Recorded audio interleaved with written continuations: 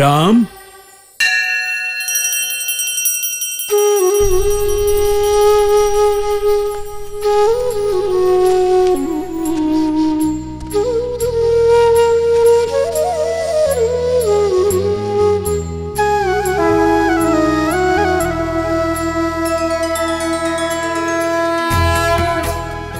यशस्वी भव।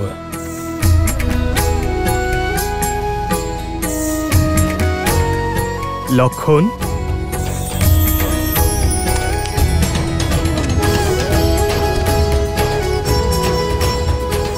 ভরত, শত্রুঘ্ন,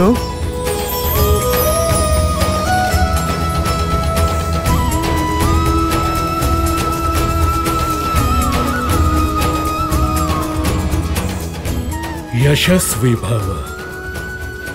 আমার প্রিয় শিষ্যরা, আজ আমার কর্তব্য সম্পূর্ণ হলো।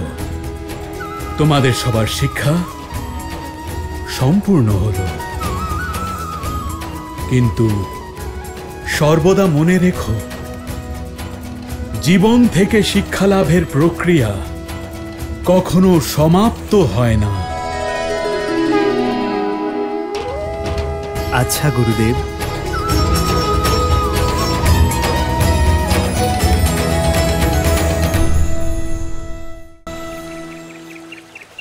লক্ষণ দাদা, আজ তো আমি খুব খুশি। মাতা সুমিত্রার সঙ্গে দেখা হবে আজ।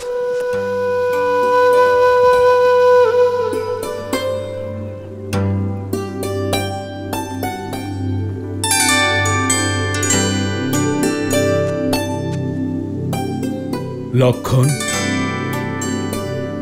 ফেরার প্রস্তুতি হয়ে গিয়েছে? হ্যাঁ গুরুদেব। ভরত,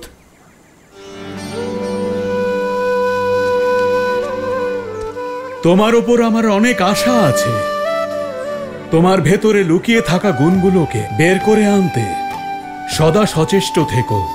হ্যাঁ গুরুদেব। শত্রুঘ্ন, এখন তুমি কর্তব্যের পথে হাঁটতে চলেছ। অধিক হঠকারিতা একেবারেই করো না। হ্যাঁ আচার্য। রামকে দেখতে পাচ্ছি না। রাম কোথায়? গুরুদেব, দাদা প্রতিদিনের মতোই আজও ওখানেই গেছেন। কিন্তু আজ তো সবার বিশ্রামের দিন। হ্যাঁ গুরুদেব, দাদা বললেন যে ভরত, যতক্ষণ আমি আশ্রমে আছি ততক্ষণ নিজের কর্তব্য পালন করে যাব।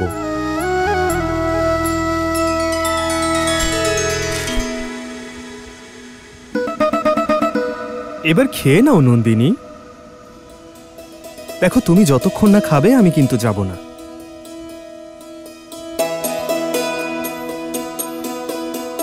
নন্দিনী, আশ্রমে আমার মায়েরা ছিলেন না।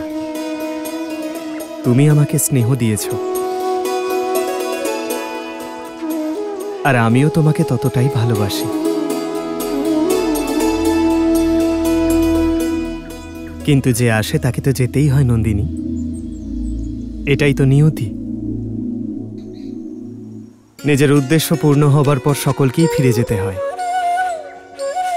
নিজের কর্তব্য পালনে। তুমিও তো তোমার মা কামধেনুকে ছেড়ে এসেছিলে। আশ্রমে থাকার সময় শেষ হয়েছে, এবার আমাকে ফিরতে হবে নন্দিনী। এতে রাগ করছো কেন?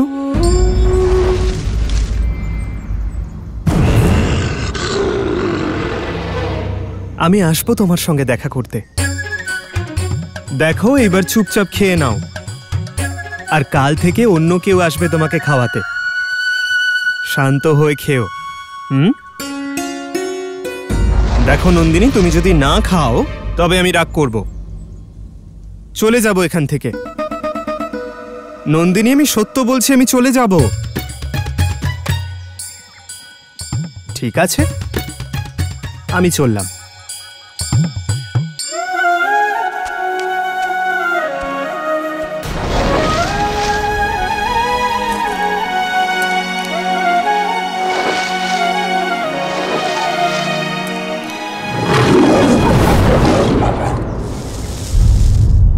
নন্দিনী,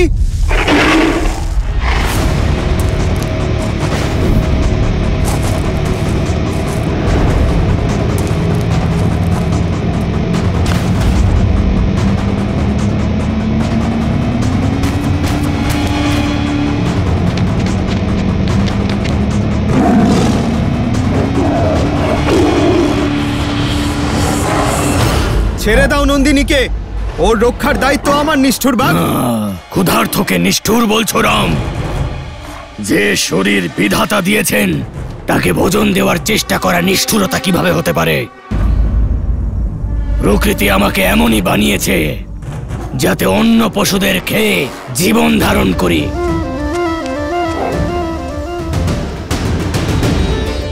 গুরুদেব এবং মা কামধেনু সুরক্ষার দায়িত্ব আমার। আমার ধর্মের পথে বাধা দিও না, নয়তো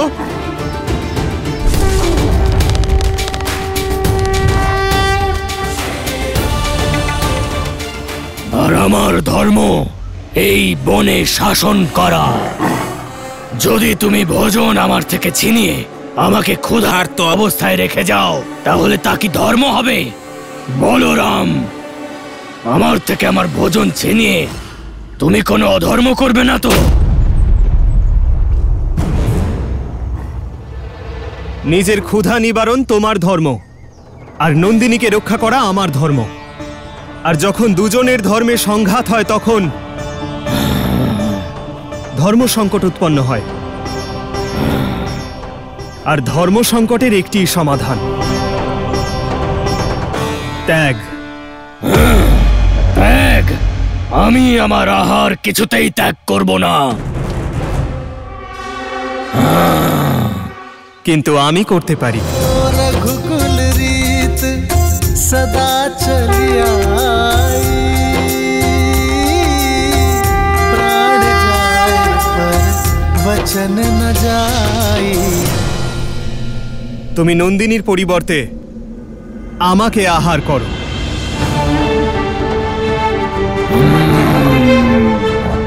নন্দিনীকে মুক্ত করো আর আমাকে আহার রূপে গ্রহণ করো।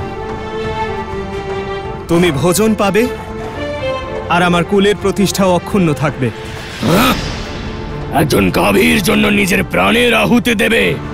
মূর্খের মতো কাজ করো না। চারিদিকে দেখো, কেউ নেই এখানে, কেউ আমাদের কথা শোনেনি। যদি তুমি বলো যে বাঘ নন্দিনীর শিকার করেছে, তাহলে কেউ তোমাকে দোষ দেবে না। দুর্ঘটনা তো ঘটেই। সত্য বলেছ, কেউ নেই এখানে, কেউ দেখতে পাচ্ছে না আমাদের। যদি সকলে জানতে পারে এক বাঘ রামকে খেয়ে নিয়েছে, তাতে তোমাকে কেউ দোষ দেবে না। দুর্ঘটনা তো ঘটেই। কেউ দেখছে না বলে আমি আমার কর্তব্য বিমুখ হবার পাপ করতে পারবো না। কারণ নিজের কর্তব্যের জন্য ত্যাগের থেকে শুভ আর কিছুই হয় না।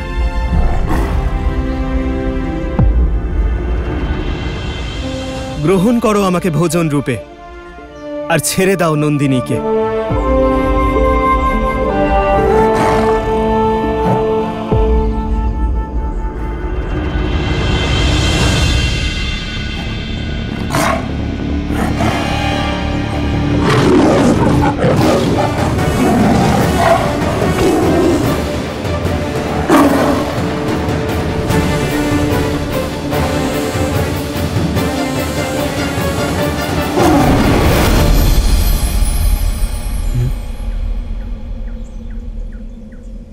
রাম, নন্দিনী সুরক্ষিত আছে, আর তোমার ধর্ম, তোমার আগে তোমার পূর্বপুরুষ মহারাজ দিলীপের সম্মুখেও একই পরিস্থিতি এসেছিল। উনিও তাই করেছিলেন যা আজ তুমি করলে। এ হলো কামধেনুর নেওয়া পরীক্ষা, যাতে তুমি সফল হয়েছ। পরীক্ষা? হ্যাঁ, পরীক্ষা। ধর্ম আর অধর্মের জ্ঞান থাকলে চয়ন করা সহজ হয়ে ওঠে রাম। কিন্তু কখনো কখনো উচিত আর অনুচিতের মাঝে একটা হালকা আবছা রেখা থাকে, যা আজ তোমার সঙ্গে হলো। আর অনেক সময় ব্যক্তি লোভী হয়ে ওঠে, অধর্মকে আপন করে নেয় আর করুণাকে ত্যাগ করে দেয়। কিন্তু তুমি করুণার সঙ্গ ত্যাগ করনি। আমি তোমার ওপর খুবই প্রসন্ন রাম। আমি আজীবন আপনার এই শিক্ষা মনে রাখব গুরুদেব। ধর্ম, করুণা, সত্য আর ত্যাগের ভাব এ আমার জীবনের স্তম্ভ হবে। আমি আজীবন কাম, ক্রোধ, মোহ, লোভ, অহংকার এবং ঈর্ষাকে পরাজিত করতে যুদ্ধ করে যাব।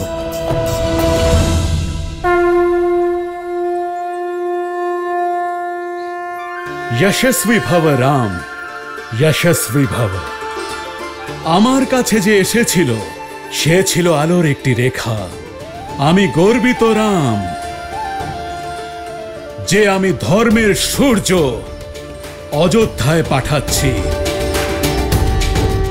একদিকে নারায়ণ যখন মানুষ রূপে ভবিষ্যতের যাত্রার জন্য প্রস্তুতি নিচ্ছিলেন, অন্যদিকে রাবণ নিজেকে সুরক্ষিত করার জন্য যমলোকের দিকে এগিয়ে যাচ্ছিল।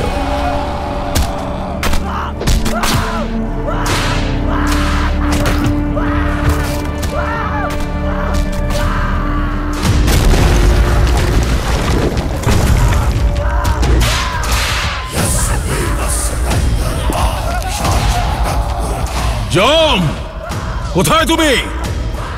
প্রকট হও। মৃত্যুর দ্বারে দাঁড়িয়ে মৃত্যুকে আহ্বান করছো দুষ্ট?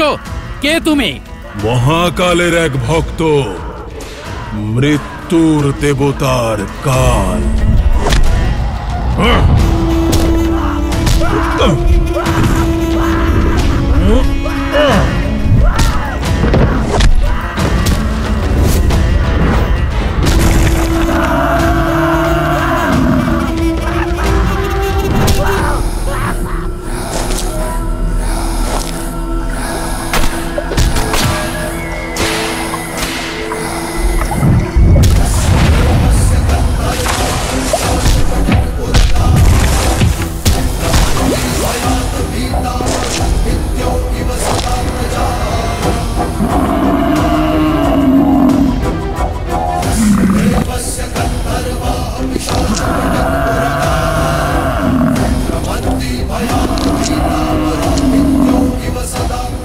ফিরে যাও দশানন। এসে গেছো যম। আমি ভেবেছিলাম কুবেরের মতোই পালিয়ে যাবে। যক্ষ আর যমের মধ্যে এটাই পার্থক্য।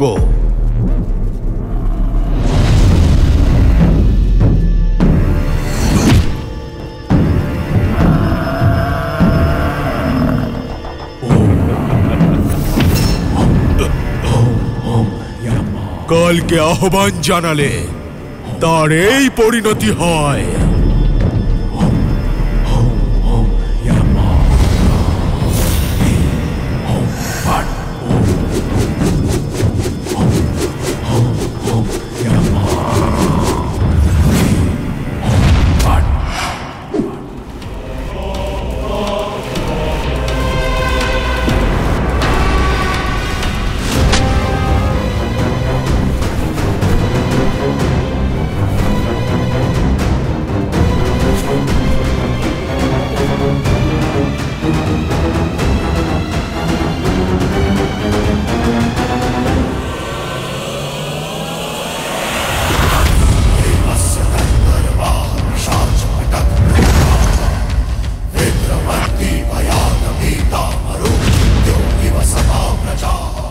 মহাকালের সেই ভক্ত যে স্বয়ং মহাদেবের আশীর্বাদ লাভ করেছে, তাকে কালের ভয় পাওয়া উচিত।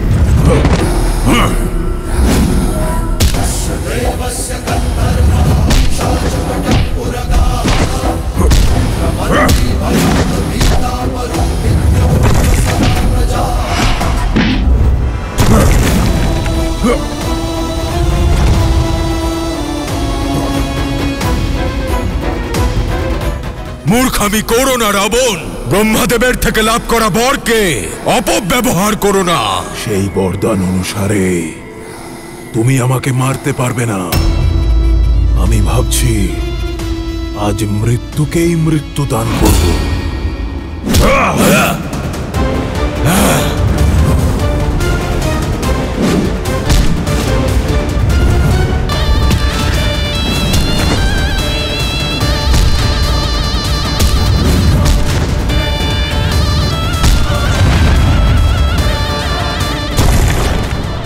যম, সাবধান।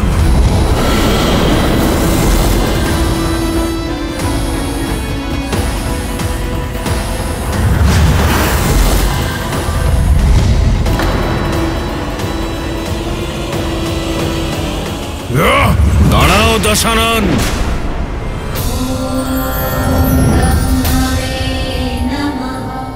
আপনি ধর্মরাজ যম, আপনি কি ভুলে গেছেন ওর মৃত্যু আপনার হাতে নয়?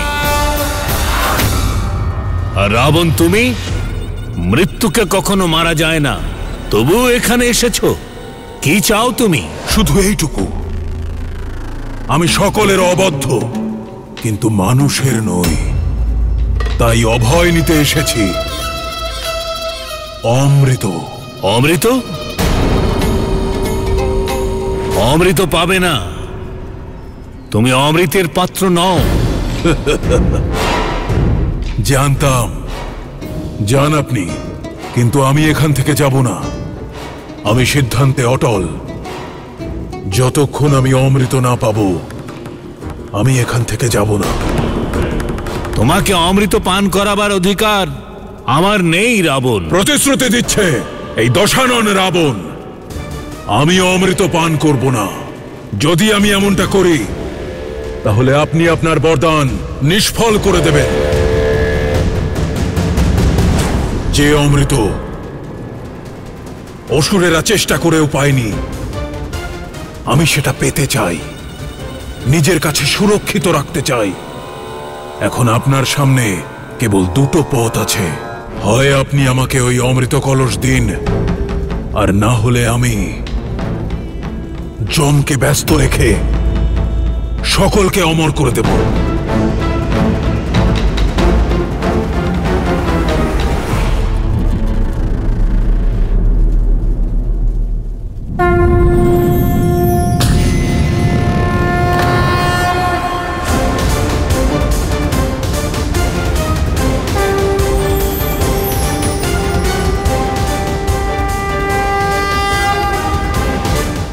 উত্তম,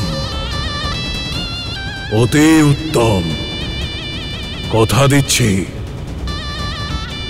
আমি এটা পান করব না। এটা সর্বদা আমার কাছে সুরক্ষিত থাকবে।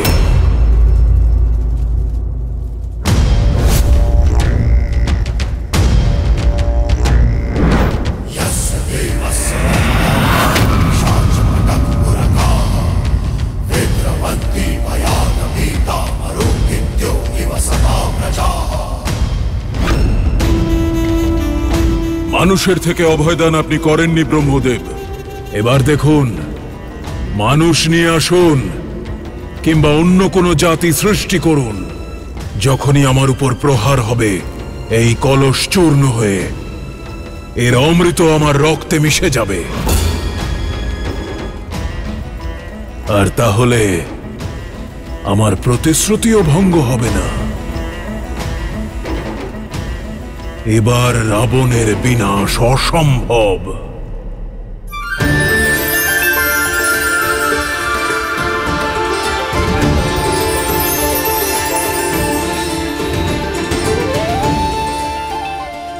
রাম, আকাশে ছড়িয়ে পড়া এই সবুজ রং এটা প্রমাণ করছে যে রাজকুমাররা গুরুকুল থেকে অযোধ্যার উদ্দেশ্যে বেরিয়ে পড়েছেন। শ্রীরামচন্দ্রের জয়! শ্রীরামচন্দ্রের জয়! শ্রীরামচন্দ্রের জয়! শ্রীরামচন্দ্রের জয়! শ্রীরামচন্দ্রের জয়! শ্রীরামচন্দ্রের জয়! শ্রীরামচন্দ্রের জয়! এতদিন এই মুহূর্তের প্রতীক্ষা করছিলাম, সেই মুহূর্ত সমাগত। প্রতীক্ষা তো আমিও করেছি আমার পুত্রদের ফিরে আসার, আর আমার স্বামীর মুখে প্রসন্নতা আর উৎসাহ দেখার জন্য। 9টা বছর আপনি অস্থির হয়েছিলেন, তাই ঠিক করে ঘুমোতে পারেননি না মহারাজ? শুধু আমার রাম ফিরে আসুক আর এসে আমাকে আলিঙ্গন করুক। মহারাজ, আপনার পুত্র বড় হয়ে গিয়েছে, এখন আপনি আর ওকে কোলে নিতে পারবেন না।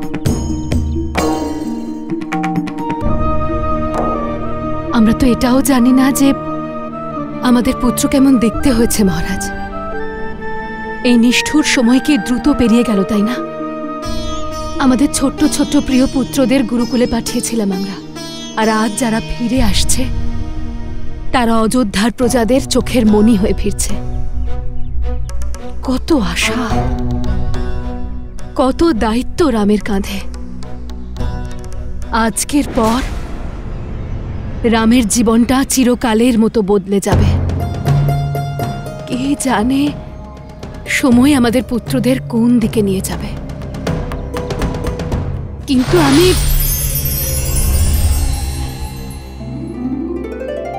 মহারাজ, এই রঙের কি অর্থ? এর অর্থ হলো রাম সরজু পার করার জন্য নৌকায় উঠে বসেছে, আর অল্প কিছুক্ষণেই অযোধ্যার তীরে এসে পৌঁছবে। মহারাজ, আমি কৌশল্যা দিদি আর সুমিত্রাকে ডেকে নিয়ে আসছি।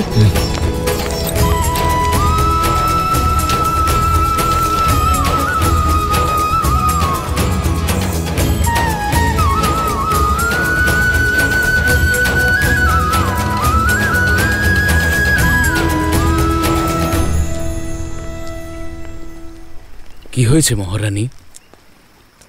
কেন এমনটা মনে হচ্ছে যে আপনি কিছু নিয়ে চিন্তিত হয়ে আছেন? দেবী গার্গী যা বললেন তা শুনে একজন মা কি করে চিন্তিত হবে না মহারাজ? আপনি দেবী গার্গীর বলা কথাগুলোকে এত গভীরভাবে কেন নিচ্ছেন মহারানী সুনয়না? হতে পারে উনি যা কিছু বলেছেন মজা করে বলেছেন।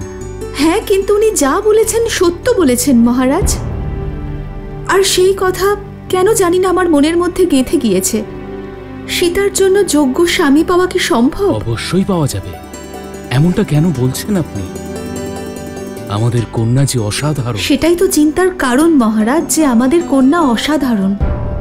নদীর বেগ যতই তীব্র হোক, যদি সে সঠিক পথ না পায় তাহলে সে সাগরে না পৌঁছিয়ে মাঝখানেই কোথাও হারিয়ে যায়। আমাদের সীতার জন্য যোগ্য বর খুঁজতে শুরু করে দেওয়া উচিত মহারাজ। কিন্তু তার পূর্বে আমাদের জানা দরকার যে বিবাহের জন্য আমাদের কন্যা সীতা প্রস্তুত কিনা। এই সংসারকে শ্রেষ্ঠ করে তুলতে যতটা যোগদান বিষ্ণুর আছে ততটাই যোগদান দেবী লক্ষ্মীরও আছে মাতা। আর আমার সম্পূর্ণ বিশ্বাস যে আমাকে যে পূর্ণ করবে সেই নারায়ণকে ঠিক খুঁজে নেব। তোমার মাতা পিতার অবশ্যই তোমার বিবাহের জন্য চিন্তা হচ্ছে। তুমি যে বিবাহযোগ্যা হয়ে গেছো। বিবাহের বিষয়ে আমি কিছু ভাবিনি মাতা গার্গী, কিন্তু কন্যা যদি আত্মনির্ভর হয়, সবল আর যোগ্য হয়, তার কি সত্যিই বিবাহ করা উচিত নয়? যদি আমরা সংসারের দৃষ্টিকোণ থেকে নাও ভাবি, তাও আমার বিচারে একজন ব্যক্তি যদি জ্ঞানী হতে চায়, নিজের বিকাশ ঘটাতে চায় আর সংসারের নির্মাণে শ্রেষ্ঠ যোগদান দিতে চায়, তাহলে তার ব্রহ্মচারিণী থাকাই উচিত হবে। তাই মাতা, কিন্তু সংসারের সৃষ্টিকর্তা ব্রহ্মা, উনি তো অবিবাহিত নন। ওনারা তো দেবতা। আমি মনুষ্যের কথা বলছি সীতা। মনুষ্যের ভালোবাসা দূর থেকে একটি সুন্দর পুষ্পের মতো লাগে, কিন্তু নিকটে আসলেই তা কাঁটার মতো বিঁধতে থাকে। বিবাহ একটি শৃঙ্খল, বিশেষ করে স্ত্রীদের জন্য। তুমি কি তোমার অস্তিত্ব ভুলে কারোর দাসত্ব স্বীকার করতে রাজি হবে? তুমি কি এমন একটি জীবন কাটাতে চাইবে যেখানে তোমার স্বপ্ন তো চূর্ণ বিচূর্ণ হয়ে যাবে, আর তোমার স্বামীর স্বপ্ন তখন তোমার জীবনের সত্য হয়ে উঠবে? তার ইচ্ছা তোমার ইচ্ছা হবে।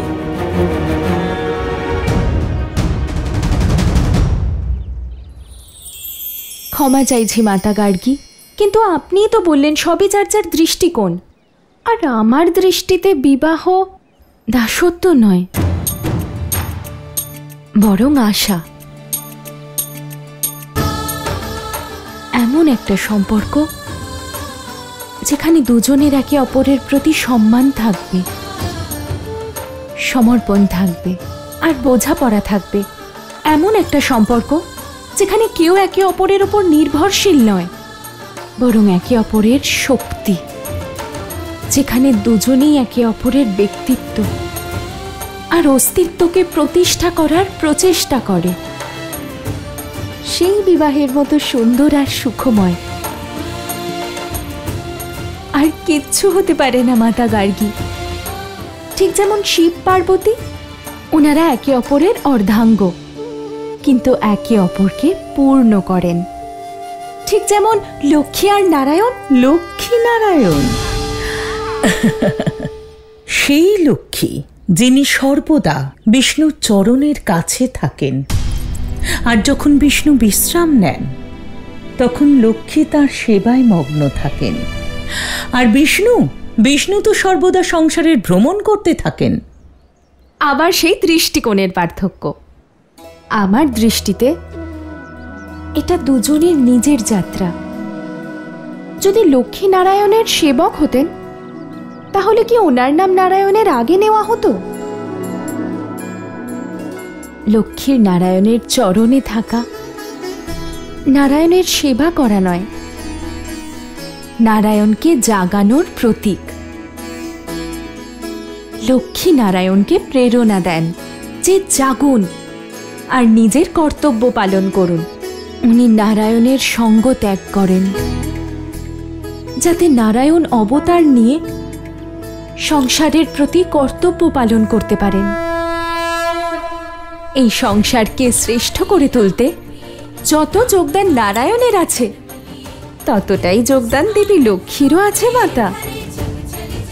সত্য তো এটাই, না লক্ষ্মীকে ছাড়া নারায়ণ সম্পূর্ণ, আর না নারায়ণকে ছাড়া লক্ষ্মী।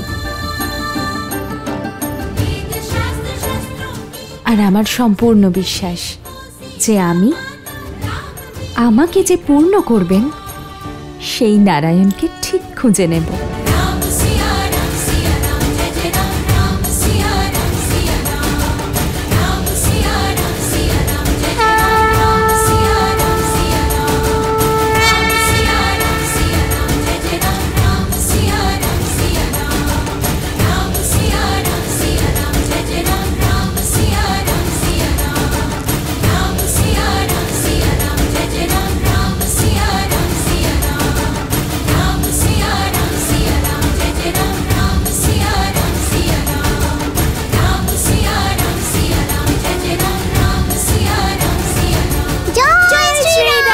জয় শ্রীরাম, জয় শ্রীরাম।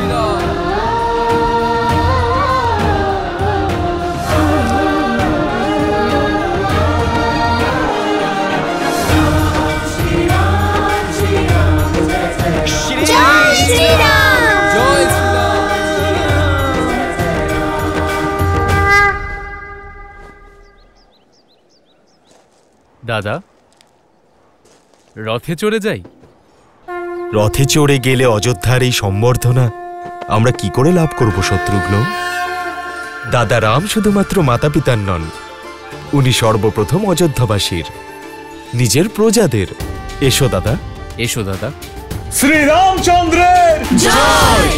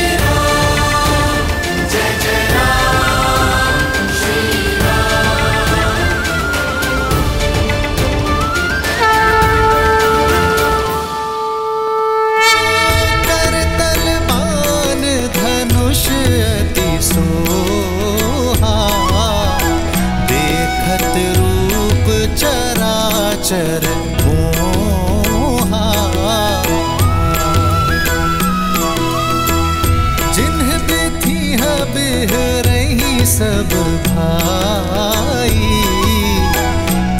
अंत हो ही सब लोग लुगाई।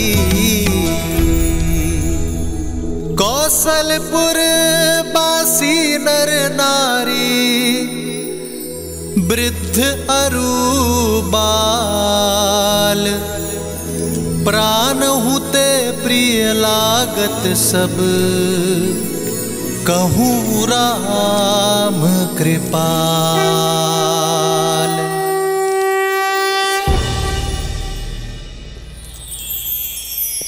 श्री रामचंद्र जय, श्री रामचंद्र जय, श्री रामचंद्र जय, श्री रामचंद्र जय, श्री रामचंद्र जय, श्री रामचंद्र जय, श्री रामचंद्र जय।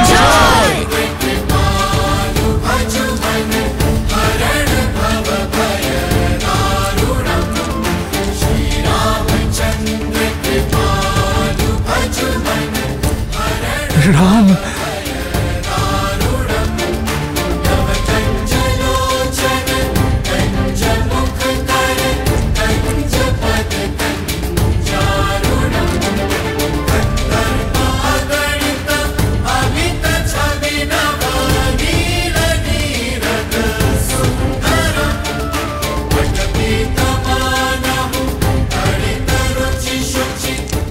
রাম, দেখেছো দিদি আমাদের রাম কত বড় হয়ে গিয়েছে।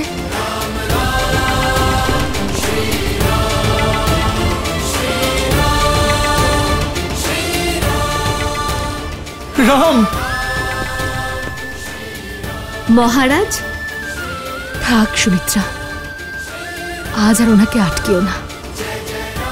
আজ একজন রাজা রাজকুমারদের সঙ্গে নয়, একজন পিতা পুত্রদের কাছে যাচ্ছেন।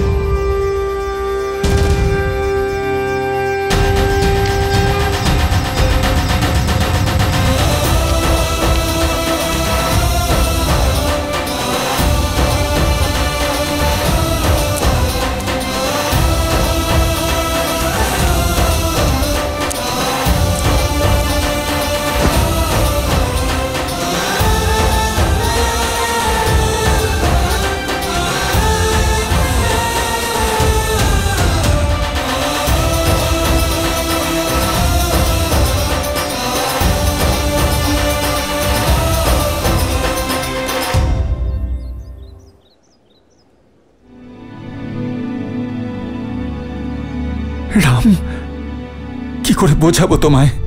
তোমাকে ছেড়ে প্রতিটা মুহূর্ত কিভাবে কাটিয়েছি আমি। অবশেষে তুমি ফিরে এলে রাম।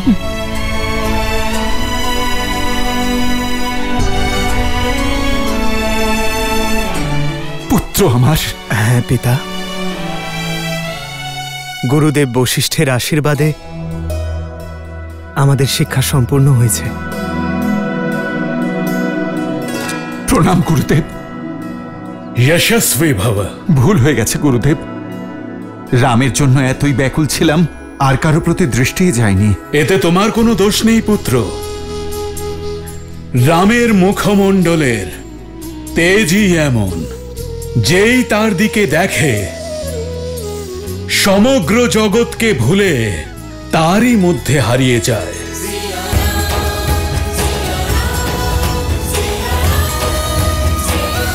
শ্রী রামচন্দ্রের জয়, শ্রী রামচন্দ্রের জয়, শ্রী রামচন্দ্রের জয়, শ্রী রামচন্দ্রের জয়। প্রিয় অযোধ্যাবাসী, আপনাদের রাজকুমার ফিরে এসেছে, আমার পুত্র রামচন্দ্র। শ্রী রামচন্দ্রের জয়, শ্রী রামচন্দ্রের জয়। রাজকুমার। পিতা, আমার ভাইয়েরাও আপনার আশীর্বাদের প্রতীক্ষায় রয়েছে। আমার পুত্র লক্ষণ, দীর্ঘজীবী হও। আচ্ছা পুত্র, এটা বলো, এতদিন আশ্রমে তোমরা সবাই কি শিখেছো? অস্ত্র শিক্ষা হোক বা শস্ত্র চালনা, আমাদের রাম দাদা সব থেকে এগিয়েছিল। আমাদের ভরত দাদা খুব সুন্দর কবিতা লেখে। আমার ভরত খুব ভালো ধনুর্ধারী। যখন লক্ষ্য পূরণ হয়ে গেছে তখন হ্যাঁ, আমার সবচেয়ে কনিষ্ঠ পুত্র শত্রুঘ্ন।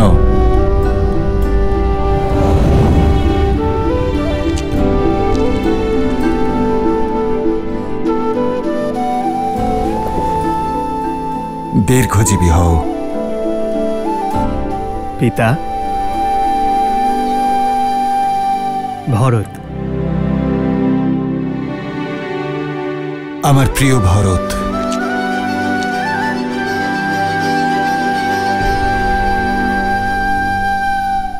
প্রণাম পিতা। দীর্ঘজীবী হও। ভরত আপনার জন্য কিছু উপহার এনেছে।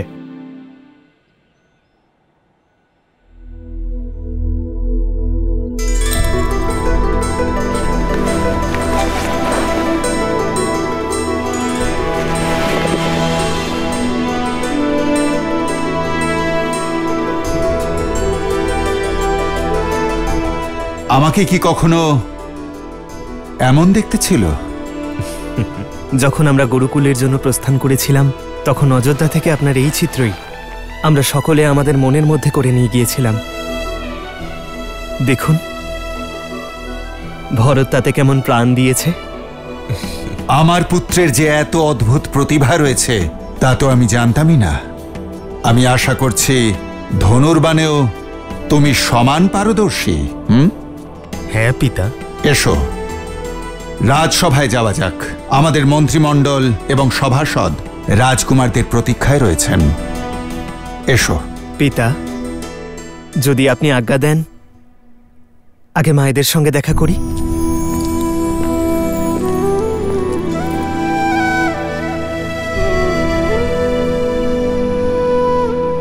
রাম, মা, আয়ুষ্মান ভব।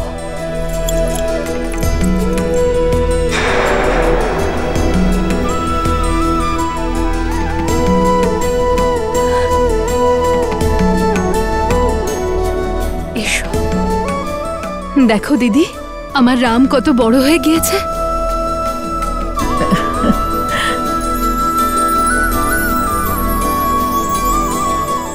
নিজের পিতার মতো কীর্তিমান আর বীর হও পুত্র। আমি তো আপনার মতো হবার আশীর্বাদ চাইছিলাম মা সুমিত্রা। আমার মতো? আমার মধ্যে এমন কি আছে যা আর কারোর মধ্যে নেই? বীর আর প্রসিদ্ধ যোদ্ধা হওয়া খুব সরল, কিন্তু তোমার মতো ধৈর্যশীলা আর ভালোবাসতে জানা খুবই কঠিন। আর এই কথা আমার রাম জানে।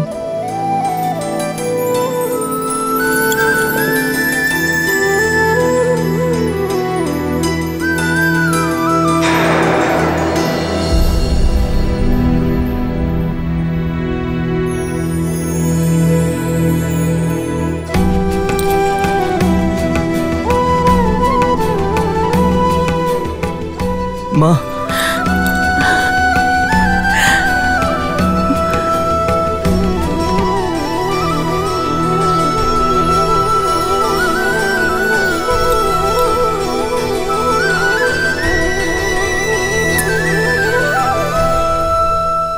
কল্পনাতেও ভাবতে পারিনি যে তোমরা এত বড় হয়ে যাবে।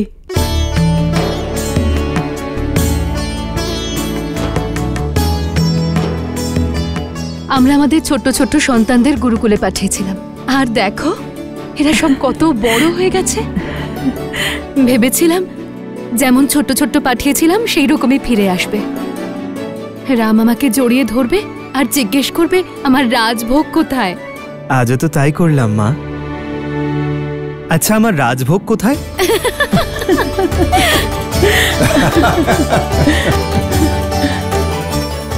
সব বানিয়েছি। আচ্ছা পুত্র, এটা বলো, এতদিন আশ্রমে তোমরা সবাই কি শিখেছো? অস্ত্র শিক্ষা হোক বা শস্ত্র চালনা, আমাদের রাম দাদা সব থেকে এগিয়েছিল। আমার ভরত খুব ভালো ধনুর্ধারী। যখন লক্ষ্য পূরণ হয়ে গেছে তখন। মহারাজ, মহর্ষি বিশ্বামিত্র এসেছেন।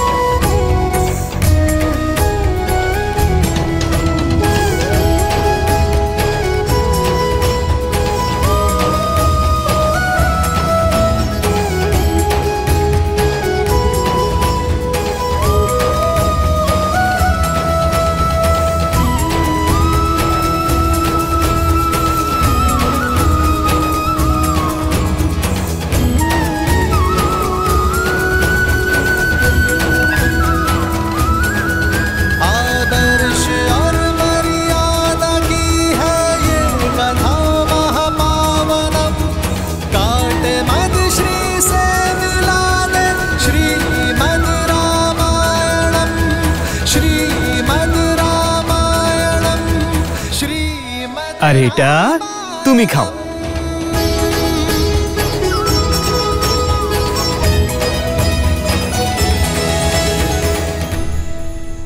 তখন আমাদের দাদা রাম লক্ষণ দাদাকে ধাক্কা দিয়ে জলে ফেলে দিল। হ্যাঁ, তাতে এই বিষয়ে এত হাসার কি আছে? আর আমাদের ভরত দাদা, দাদা রামের সাহায্য ছাড়া কখনো কোনো কিছু করতোই না। কিন্তু সত্যি আশ্রমে আমাদের অনেক কাজ করতে হতো, কিন্তু তোমার হাতের সুস্বাদু ভোজন গ্রহণ করে সত্যি আমরা অত্যন্ত আনন্দিত। আচ্ছা পুত্র, এটা বলো, এতদিন আশ্রমে তোমরা সবাই কি শিখেছ? পিতা, রাম দাদা তো আশ্রমের সব থেকে এগিয়ে ছিল, তা সে ধর্ম হোক, অস্ত্রশিক্ষা হোক বা শস্ত্র চালনা, আমাদের রাম দাদা সব থেকে এগিয়ে ছিল। আর শেষ দিনে গুরুদেব এক ভয়ঙ্কর পরীক্ষা নিয়েছিলেন দাদার, আর সেটাও কাউকে না বলে। আচ্ছা, কি পরীক্ষা নিয়েছিলেন? মায়া আর করুণার পার্থক্যের। গুরু বশিষ্ঠ দাদার উপরে খুব প্রসন্ন হয়েছেন। আর লক্ষণ, তুমি কি শিখেছ? সেটাই মা, যা আমি সর্বদা শিখতে চেয়েছিলাম। দাদার সর্বশ্রেষ্ঠ রক্ষক হওয়া আর প্রত্যেক কাজে ওনাকে সাহায্য করা। আর আমাকে কেউ কিছু জিজ্ঞাসা করবে না, আমি তো প্রথমেই বলেছি অস্ত্র এবং শস্ত্র আমি খুব ভালোভাবে জানি, কিন্তু জীবনকে অনুভব করা এটাই আমার সব থেকে প্রিয় জিনিস। দেখুন মা, দেখুন। দুষ্টু পুত্র ভরত, হ্যাঁ, তুমি কি শিখেছ?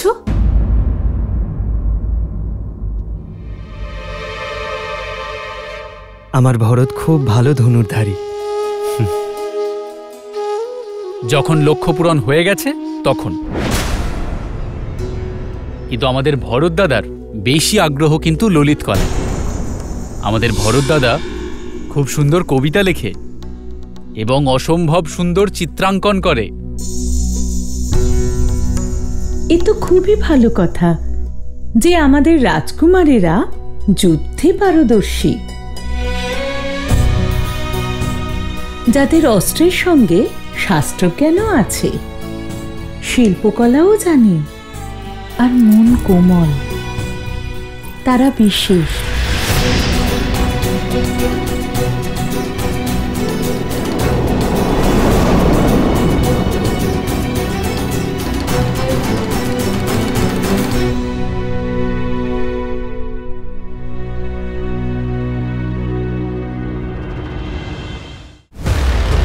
মহারাজ, মহর্ষি বিশ্বামিত্র এসেছেন। ঋষিবর, ওকে আশীর্বাদ করুন। আমি এখানে দিতে নয়, নিতে এসেছি। আর কি বা দিতে পারি? রাম। এমন কথা বলবেন না ঋষিবর। মহারাজ দশরথ প্রথমবার অযোধ্যা আমাকে নিরাশ করল। যে ব্যক্তি মহাদেবের ধনুক তুলে তাতে গুণ পড়াতে পারবে, সেই ব্যক্তি সীতার স্বামী হবে।